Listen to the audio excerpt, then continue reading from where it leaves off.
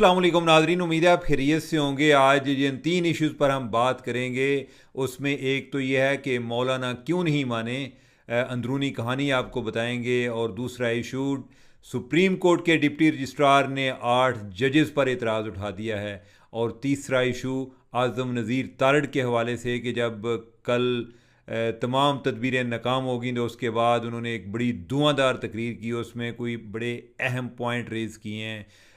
और वो क्या पॉइंट्स हैं, ये तीन इश्यूज़ हैं जिन पर हम बात करेंगे। और मेरे ख्याल है कि आज़म नज़ीर तारड़ साहब से ही बात का आगाज़ कर लेते हैं। उन्होंने कहा कि एक तो पार्लियामेंट को ज़रा उन्होंने गैरत दिलवाने की कोशिश की कि आप जब अपना इख्तियार एक्सरसाइज नहीं करते तो आपके इख्तियार दूसरे ले उठते हैं। कभी जो उनका एक जो बुनियादी तौर पे इशारा था वो सुप्रीम कोर्ट की तरफ था, और उन्होंने कहा कि ये चीफ़ जस्टिस का काम नहीं कि वो चीनी के रेट तयन करे या बाकी मामलात करे, ये हमारी ड्यूटी है, ये पार्लियामेंट ने करना है, ये एग्जेक्टिव ने करना है। लेकिन आप जो है इख्तियारात उधर भेज देते हैं। हम जो है कुछ इख्तियार जो है उन्होंने इशारतन ये भी बात की कि वो फ़ौज ले जाती है और कुछ जो है वो सुप्रीम कोर्ट ले जाती है, और हम जो है इसी तरह मज़लूम बन के तो 5 साल गुजार देते हैं। तो हमें असर्ट करना पड़ेगा, अगर आप अपनी पावर ख़ुद इस्तेमाल नहीं करेंगे तो आपकी पावर कोई दूसरा इस्तेमाल करेगा। उसमें जो एक उन्होंने अहम बात की वो उन्होंने कहा कि हम कोई आने वाले दिनों में और तरमीम ला रहे हैं, नवी सुन लो, यानी कि अभी पहले वाली तरमीम पास नहीं हुई लेकिन नई तरमीम लेकर आ रहे हैं। उन्होंने कहा कि कोई 90 के करीब जो है हम नई तरमीम लेकर आएंगे, और उसके बाद हम ये करेंगे कि जो जज 1 साल के अंदर केस का फ़ैसला नहीं करेगा फिर उसके ख़िलाफ़ तदीबी कार्रवाई होगी। और जो तरमीम होंगी उसमें वो तमाम एक रोड मैप का तयन होगा कि जब एक FIR होती है और वो चालान कितनी देर में दाखिल होना है और अदालत ने कितने दिनों में डिसाइड करना है। तो उन्होंने कहा कि ये वो वाले मामलात हैं, आप जाके पूछ लें वकीलों से, कोई वकला तंजीम जो है वो हमारे इस केस की इन तरमीम की मुखालफत नहीं करेगी। अब क्या ये तरमीम ला सकते हैं? बात तो बड़ी हौसला अफजा है, क्या ये ला सकते हैं या नहीं ला सकते? मेरा ख्याल है कि ये ला सकते हैं, और ये इस तरह से ला सकते हैं कि बेसिकली इसका ताल्लुक जो है ये आइनी तरमीम के साथ नहीं है। इन्होंने कुछ CRPC जो है क्रिमिनल प्रोसीजर की जो लेजिस्लेशन है उसमें कोई तरमीम करनी है, और उसके ज़रिए ये मुमकिन है, यानी कि ये सिंपल मेजॉरिटी के साथ ये कर सकते हैं। और ये मेरा ख्याल है कि ये पॉजिटिव चीज़ है। बाकी तरमीम जो कि इनकी एक नाकाम होगी, ये रास्ते में रह गई है, उस पर हम वैसे बाद में बात करते हैं वो आती है या नहीं आती या कब आती है, लेकिन इस पर उन्हें ज़रूर काम करना चाहिए। और ये बिल्कुल दुरुस्त बात है कि जजेस की भी अकाउंटेबिलिटी होनी चाहिए। अब यह है कि हमारा जो दूसरा मामला है वो भी जजेस के हवाले से आपके नॉलेज में है कि जो 8 रुकनी बेंच था, मखसूस नशिस्तों वाला 8 रुकनी नहीं था बल्कि जो 8 रुकनी जिन्होंने मखसूस नशिस्तों के हवाले से PTI के हक़ में फ़ैसला दिया था, और अगले दिन उन्होंने वजाहती बयान जारी कर दिया। तो बेसिकली जो इलेक्शन कमीशन है उन्होंने कुछ मदद मांगी हुई थी, अपील फाइल की हुई थी कि जनाब दसो है जो फैसला तो हाँ दे देता है ना, आप तफसीली को फ़ैसला सुना रहे हैं, अब इस फैसले पे अमल कैसे करें। तो जब जो 8 जज साहबान को पता चला कि कोई नई तरमीम आ रही है, उन्होंने मेरे ख्याल है कि गवर्नमेंट को समझा कि ये काफ़ी काबिल है, इन्होंने कुछ कर लेना, उन्हें नहीं पता था इनके बारे में।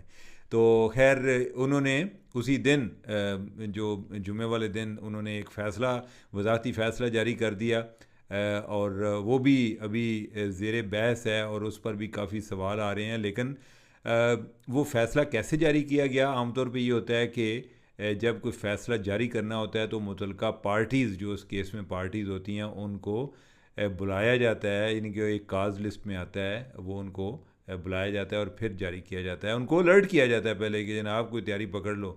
तो लेकिन इस केस में कुछ भी नहीं हुआ। अब यह है कि ये कई लोगों के ज़हन में ये सवाल तो आ रहा था, लेकिन जो जज साहबान हैं मेरे ख्याल है कि वो भी ये समझते हैं कि हमें कौन पूछने वाला है। तो आज जो है उनके डिप्टी रजिस्ट्रार ने उन्हें जा पूछा है।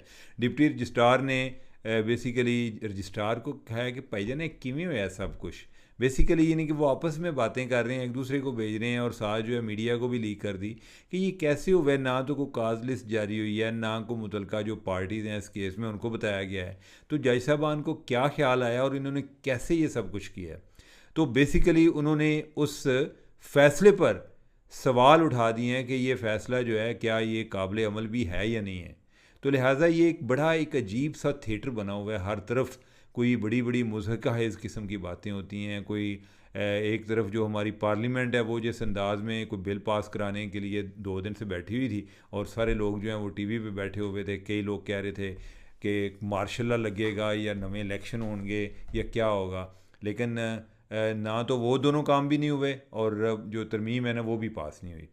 अब ये है कि जो ये मामला तरमीम वाला है क्या, तरमीम पर हम बात कर लेते हैं।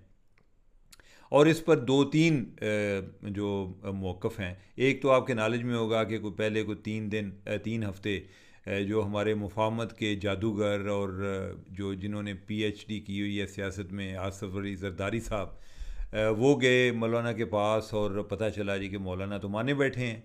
और फिर जो है उसके बाद जो हमारे तरला सरकार हैं मियाँ शहबाज शरीफ, वो भी गए और लगा जी कि मौलाना माने बैठे हुए हैं। फिर जो है यानी कि इन्होंने मियाँ शहबाज शरीफ को, नवाज शरीफ को भी बुलाया लाहौर से। लेकिन बाद में पता चला मौलाना ने क्या कि यार जल्दी क्या है, यानी कि आप वाई आर यू इन हरी, तो आप ज़रा आराम करें थोड़ा सा, मैं ज़रा थोड़ा यानी कि मुझे देखने दें, सोचने दें, मेरा मूड तो बनने दें, मेरा ज़हन बनने दें, और मैं कोई दूसरे लोगों से पूछूं। और उस चक्कर में उन्होंने हुकूमत के गुब्बारे से हवा भी निकाल दी, उनका सारा प्लान भी सैबोटाज कर दिया, बल्कि उनके लिए एक बहुत ज़्यादा शर्मिंदगी का सबब भी बना। ये सब कुछ जो हुआ उनकी शर्मिंदगी का सबब बना, गवर्नमेंट के लिए शर्मिंदगी का सबब बना। PTI वाले जो हैं वो खुश हैं कि चलें एक दफ़ा टल गए। जो जज साहबान हैं वो भी अपने लेवल पे खुश हैं कि चलें अभी तक हम बाइख्तियार हैं, और जो ये शबहून मारने जा रहे थे यानी कि उससे हम बच निकले हैं। लेकिन हुआ क्या, यानी कि अब ये है ना कि आपने तो ये जानना चाह रहे हैं ना कि हुआ क्या। उस बारे में मैंने कोई 2-3 लोगों से बात की कि जो वाकफ़ा निहाल हैं, और ऐसे भी हैं कि जो जाके मौलाना से मिले भी हैं। उनमें से एक से मेरी बात हुई तो उनका ये कहना था, उन्होंने कहा जी कि मैं तो जाकर मिला हूँ तो मुझे कोई मौलाना के मुतालबात जो हैं ओवरऑल उसमें कोई इतना प्रॉब्लम नज़र नहीं आता, और मुझे कोई ऐसा भी नहीं लगा कि मौलाना को बहुत जो है कोई डिमांडिंग है कि मुझे फ़लाँ चीज़ चाहिए, मुझे फ़लाँ चीज़ चाहिए, कोई इस तरह की वो बात है नहीं की। और उसने कहा जी कि मैंने जो देखा है उनके कोई 1-2 पॉइंट्स थे कि कोई जो और वो भी कोई इतने कोई बड़े नहीं थे पॉइंट्स, यानी कि उन पर बात हो सकती थी। बेसिकली जो अभी लॉ एंड ऑर्डर सिचुएशन चल रही है या वार एंड टेरर के हवाले से चल रहा है, उस पर कोई जो कोई जुरिस्डिक्शन की बात हो रही थी कि हाई कोर्ट की जुरिस्डिक्शन को कर्टेल किया जाए, या ये जब पिछले दिनों BLA वाला मामला हुआ है तो जो उन्होंने फ़ौजियों पर अटैक किए हैं, तो एपेक्स कमेटी की मीटिंग हुई बलूचिस्तान में, तो उसमें ये मुतालबा दोहराया गया।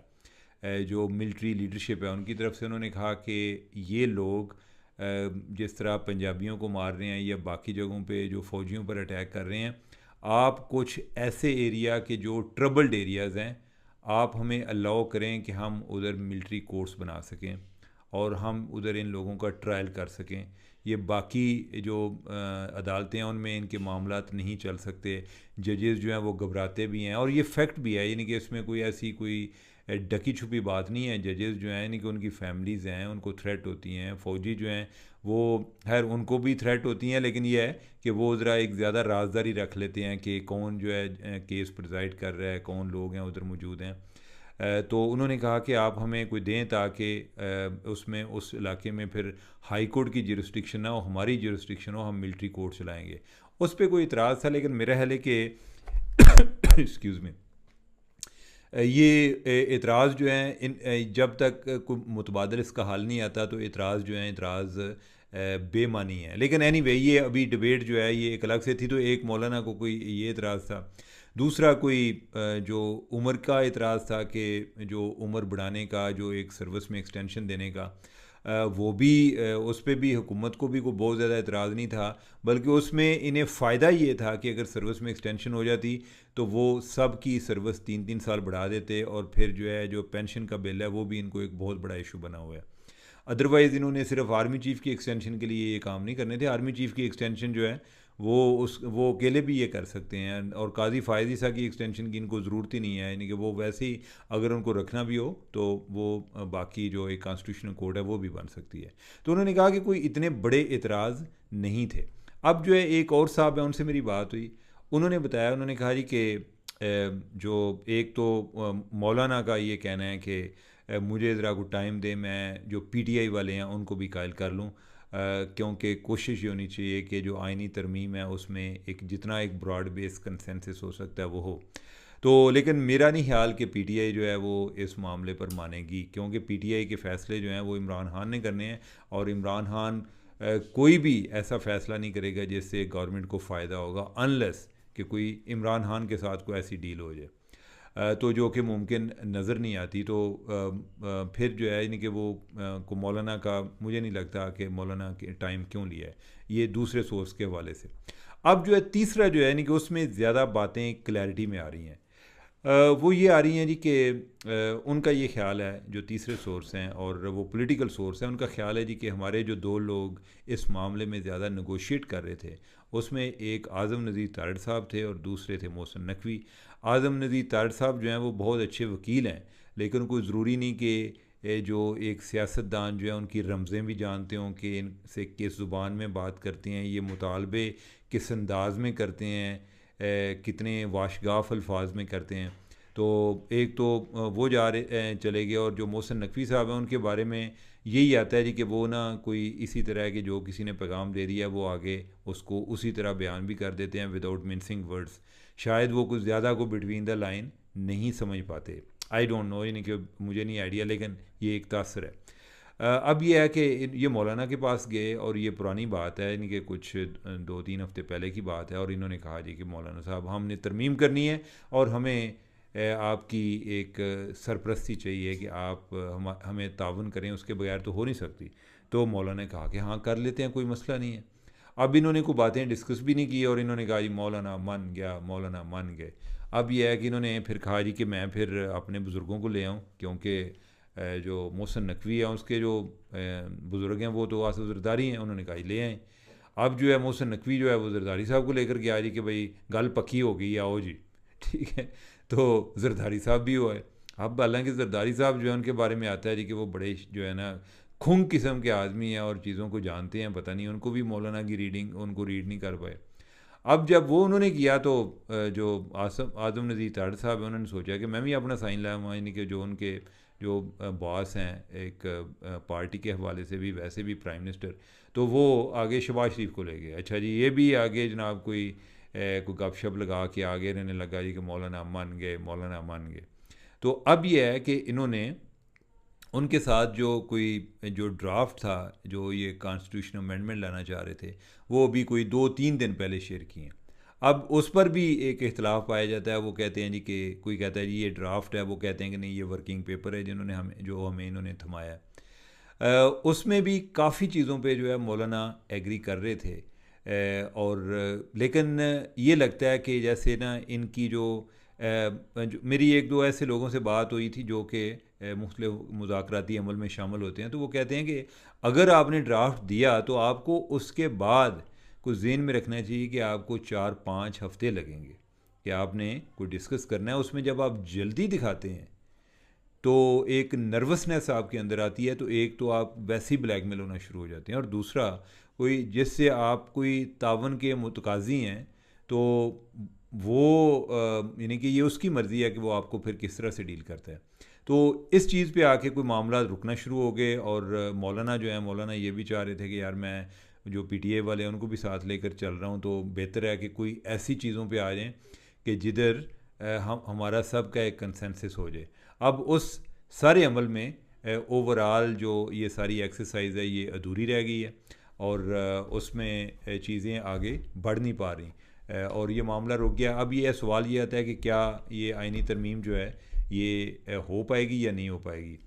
वैसे बाय द वे मैंने जो आइनी तरमीम का ड्राफ्ट देखा है, मुझे उसमें कोई इतना प्रॉब्लम नज़र नहीं आया। आप क्या चाहते हैं, यानी कि जो लोगों को इतराज़ होता है जी कि वो जजेस के पर काट रहे हैं, तो जजेस के जो पर हमने दिए थे उसका उन्होंने क्या किया था। मसलन ये है कि अगर उस कमेटी में जो जजेस को कोई इलेक्ट करेगी, सॉरी जो इंडक्शन के अमल में इन्वॉल्व होती है जो जुडिशल कमीशन वगैरह है, तो उसमें अगर आपने कोई दो पार्लियामेंटेरियन अपोजिशन और गवर्नमेंट के डाल दिए तो so what's wrong in it. अभी जो पिछले कोई 12-14 साल जजेस खुद ही ज़्यादातर इनकी नुमाइंदगी ज़्यादा थी, तो ये जो आप जिस तरीके से मुंतखब करते थे तो कितने को हीरे ये लेकर आए हैं। दूसरा ये है कि उसमें जो आइनी तरमीम की जो मसवदा था उसमें ये भी तजवीज़ थी कि जजेस की परफॉर्मेंस को एवेल्यूएट किया जाएगा। हमारे यहाँ ये है कि जो जज बनते हैं हाई कोर्ट के, ना उनकी कोई ट्रेनिंग होती है।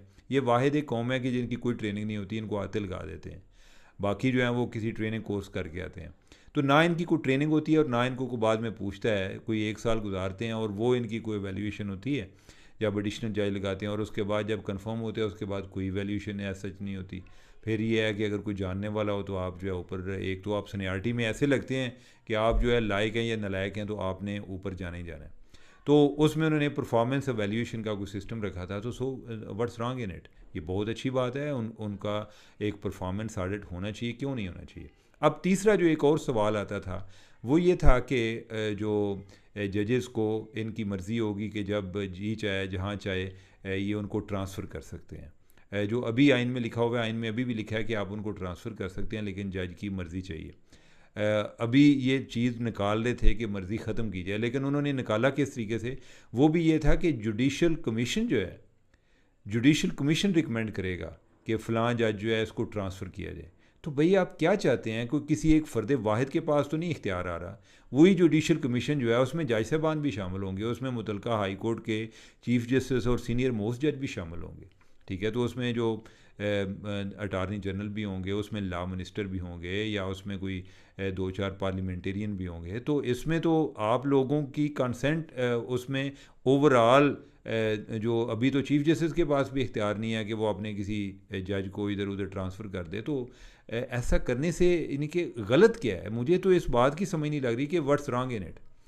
चौथी चीज़ जो है वो कॉन्स्टिट्यूशन कोर्ट के हवाले से है। कॉन्स्टिट्यूशन कोर्ट जो है उस पर कई लोगों को इतराज़ है। कॉन्स्टिट्यूशन कोर्ट अगर ना भी बनाते तो कोई इतना मसला नहीं था, लेकिन एक राय ये भी है कि जो बाकी सारे जो आइन के रिलेटेड मामलात हैं वो इसको दे दिए जाएं, ताकि सुप्रीम कोर्ट हमारी ओवरलोडेड होती है कि अक्सर ये कॉन्स्टिट्यूशनल इश्यूज़ में बहुत ज़्यादा इन्वॉल्व हो जाती है कि अगर कोई इमरान खान का केस आ गया, नवाज शरीफ का केस आ गया, तो उसको ये डील करते रहते हैं, बाकी लोगों को ये परवाह ही नहीं करते, उनके केसेस ही नहीं सुनते। तो अगर कॉन्स्टिट्यूशन कोर्ट अलग बन गई तो इसमें कोई प्रॉब्लम नहीं है, यानी कि कोई ऐसा इशू तो नहीं है, यानी कि क्या इसमें गलत क्या है, कोई ऐसा इशू नहीं है। अब ये है जी कि उसमें आगे एक और सवाल होता है जी कि उत्थे जिन्हें काजी फायदी सानू लाणगे और इमरान खान की पार्टी को बैन कराएंगे, ये होगा वो होगा। अच्छा, ये लोग इससे आगे नहीं सोचते कि काजी ऐसा है कि काजी फायदी सा के बाद शायद कॉन्स्टिट्यूशन कोर्ट की अफादियत ख़त्म हो जानी है, और ये कि कुछ ज़रूरी है आपने तय किया हुआ है कि अभी जो है ये कॉन्स्टिट्यूशन कोर्ट इसलिए बन रही है कि PTI जो है उसको बैन किया जाना है। अब जो है इनके एक सवाल ये आता है कि एक इस पे एतराज़ था कि जो ओवरऑल एक्सटेंशन, एज में एक्सटेंशन है कि पहले कोई अगर 60 साल की उम्र में किसी ने रिटायर होना है तो वो 63 साल की उम्र में हो जाएगा। इसी तरह जो जजेज़ हैं जो 62 साल की उम्र में मसलन हाई कोर्ट के रिटायर होते हैं तो उनकी 65 साल उम्र कर दी जाए, और जो 65 साल वाले हैं जैसे सुप्रीम कोर्ट वाले उनकी 68 कर दी जाए, 68 साल कर दी जाए। अब यह है कि इस पर जो है कि एक मैथ्स लेवल पे एक्सटेंशन पे भी इतराज़ था। अच्छा, इस पे गवर्नमेंट ने विड्रा कर लिया कि हमें ठीक है, अगर बाकी लोगों को इतराज़ है तो हम इस पर नहीं करते। और ये वाला जो मामला है कि जो जजेस को जो एक मिलिट्री कोर्ट्स का कि बलूचिस्तान के एक मिलिटेंसी हेट एरियाज़ हैं उनमें मिलिट्री कोर्ट का मामला पहले वो इसमें था, ड्राफ्ट में था, लेकिन उसको फिर निकाल लिया गया कि अभी इस पर कोई इतराज़ हो रहा था, लेकिन उस पर इन्हें कुछ फ़ैसला करना पड़ेगा। तो ओवरऑल ये कोई बुरी चीज़ नहीं थी इसमें, यानी कि सारे बंदे ये कह रहे हैं ओ हो, यानी कि वो जो है ना आईनी तरमीम आ रही हैं, अब उसमें है क्या, इस पर कोई बंदा बात करने को तैयार नहीं। मैं तो आज ट्विटर पे भी लिखा कि यार मैंने तो पढ़ी हैं ये जो मैंने सारा मसवदा पढ़ा है, मुझे कोई इतना कोई बड़ा मसला नज़र नहीं आ रहा। अगर किसी को कोई मसला नज़र आ रहा है तो मुझे बता तो दे, ताकि मैं भी अपने ख्यालात जो है उनको रिव्यू करूँ, लेकिन कोई बंदा ऐसी बात भी नहीं करता, बस आई आंदे ने कि वो जनाब ही गल ना करो। तो नाजरीन, ओवरऑल ये सूरत हाल है। अब देखें कि आईनी तरमीम पास होती हैं या नहीं होती, लेकिन जो 2-3 दिन पिछले हैक्टिक गुजरे हैं उनका अंजाम जो है ये हुआ है। तो नाजरीन, मुझे दें इजाज़त, अल्लाह हाफिज़।